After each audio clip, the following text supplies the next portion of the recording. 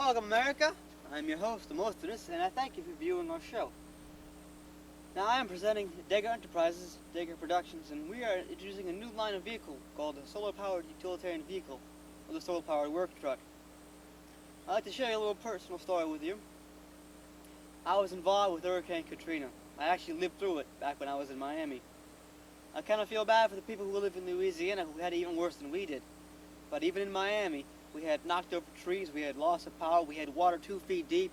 People were trying to drive through it and their engines were frying up, and the local city power couldn't do a thing about it.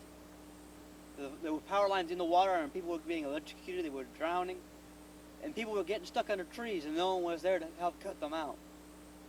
And I think it's a bad story and a bad tale for humanity, but I still think it was a good thing we got through it, and we are still here today. But I think we could have done better. I know we could have done better. And I know Hurricane Katrina, people are still working on the Louisiana side, and for their efforts, I have great admiration and honor for them. But I also have a solution to help them. Not only to help them, but to help you. And I'm introducing a new concept called a solar-powered photovoltaic vehicle, and it exactly is that. It is a solar-augmented vehicle that has enabled a user, or an evacuation person, a film person, a music person, or even a home domestic user, to plug in auxiliary power like lights, camera, saws, excavation equipment to the van, or to a vehicle like an RV or a semi-truck or an industrial work truck, and to have mobile, localized power at the site of the vehicle.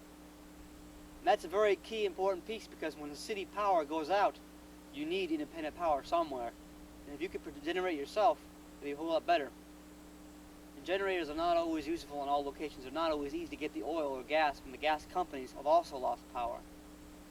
To that effect, I realized that if you put solar panels, either gel pipe, liquid, rubber, either hard type monocrystalline polyethylene onto the surface of a vehicle, and then plug that surface to a power source, such as a battery or a motor engine, or to an electric outlet, like this one, an auxiliary outlet, you've enabled the person to actively engage in the collection of energy directly from the sun, redirected through the solar panel into a power source directly, without having to use some gasoline engine or motor engine that has 30% loss of energy just because it's a heat generation mode. And not necessarily all for momentum, it's also for heat. But those kind of motors, they lose efficiency at 30%. That's a huge loss. To think you're spending $3-4 worth in gas, and you're only getting $2 worth of power out of it. And to top it all off, you're only going so many miles with it. But to that note, I'd like to say that I think Albert Einstein, when he came up with the photovoltaic circuit idea in 1914, he actually won the Nobel Prize for it in engineering. And because of his technology today, it enables photovoltaic technology to exist in its many forms.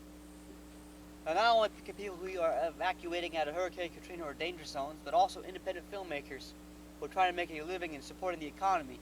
They are also out there trying to get power, and it's hard for them because for them to ask for power, they'd have to ask a city 2 months in advance just to get the form to clear the tape. And I know from last time I tried to host a party at Daytona, it took me 45 days pre-notice before I can even get my event started. And I know that's a huge setback for a lot of people who are mobile and on the go, such as an independent filmmaker who likes to wake up one day and shoot wherever they can. The freedom of mobility granted by a photovoltaic utilitarian vehicle enables them to instantly go out without having to ask the city for power. It enables them to power themselves. It enables a family who is going on an RV trip to have their own power. Now, I'm going to more in depth later on in more serious features, and I'm also going to go by and show you a process in which we would build this. This is a prototype, this is the first model, but we're going to show you the process of going through how to install these, how to put them on, and how to set the whole thing up, and all the different features and assets that we added to it to make it beneficial to each user. Now, each vehicle is custom made, when like that, each person is a custom person. We hope to see you later for our later segments. The Mustness out.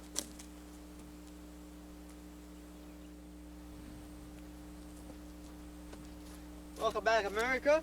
I'm your host, the Mostness, and this is segment 2 of photovoltaic utilitarian vehicles, aka solar-powered vehicles, work trucks. Now we've already gone through the concept of why we're doing this. We hope that you liked at least that. Now the project that we're on right now is we're working on a van. This is for one particular usage, but we could the design itself is customizable to any shape and any size. The vehicle can be stretched out, magnified, extruded to any size. We could use RVs, semi-trucks, trailers, trailer hitches, little lawnmowers, whatever has wheels and has a surface area. Even a little mobile car or RV for an RV enthusiast. Not only do we hook them up to a photovoltaic thing, but we also have customizable interior walls we can put on shelves.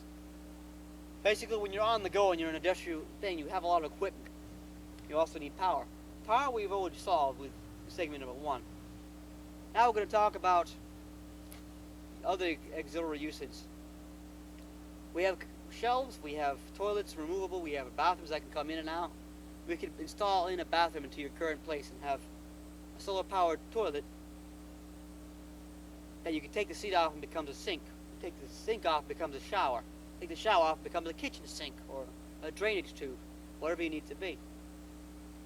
We also can install walls on the shelves on the inside so you can carry your equipment. Not only can you power it, but you can also carry it.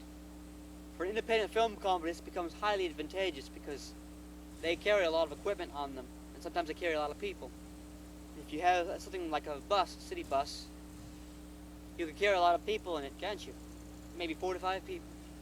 It's a very good thing.